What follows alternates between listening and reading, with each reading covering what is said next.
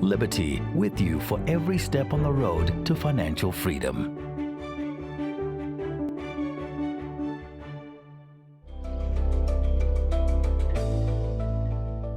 Most people worry about their monthly or day-to-day expenses, of course.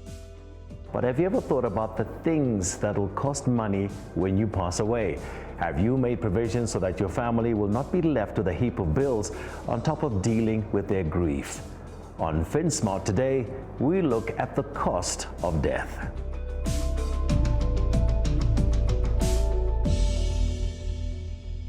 Gerald Mandiambira, thank you so much for joining us on FinSmart. Let's talk about this very uncomfortable topic of death. Do you find that many South Africans are planning for the financial well-being of the ones they leave behind? It's a difficult topic because death is, in African culture, almost a taboo subject. But on the one side, a lot of people are concerned about what happens to their family after they're gone.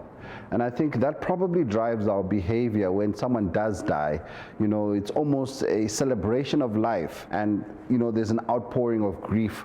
But in essence, the average South African is concerned about their future, but many people just don't know how to get started. Gerald, death is expensive.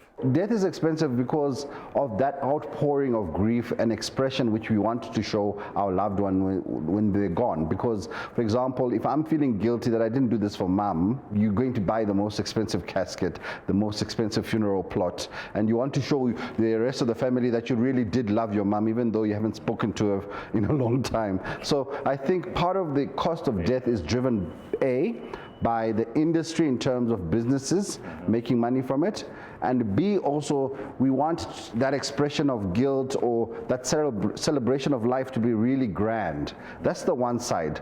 The other side of death being expensive is simply the cost of dying, especially when you've accumulated a bit of wealth. The moment you die, a few things happen. Firstly, you're deemed by the South African Revenue Service to have been on your way to file your annual return. So the first thing is tax kicks in. The other thing which happens the moment you die is you might be liable for estate duty. Estate duty is basically saying for a certain size estate in terms of worth, you need to pay the state 20% of what you are worth. And then there's more charges. The people who are going to find out how much you are worth, the executors, the master's office, all want a share, and that comes up to maybe 3.99% of your estate. And then remember the people who I said when you're deemed to have been on your way to pay your taxes, SARS don't do property. They don't do chairs, they don't do cars, they want cash. A lot of the time when people do die and they've got a lot of assets, sometimes they don't have cash to actually pay the receiver of revenue, and therein starts a long list of problems where families are saying we're losing our homes and property because death was not planned for. So death is expensive, especially once you start building up an asset portfolio.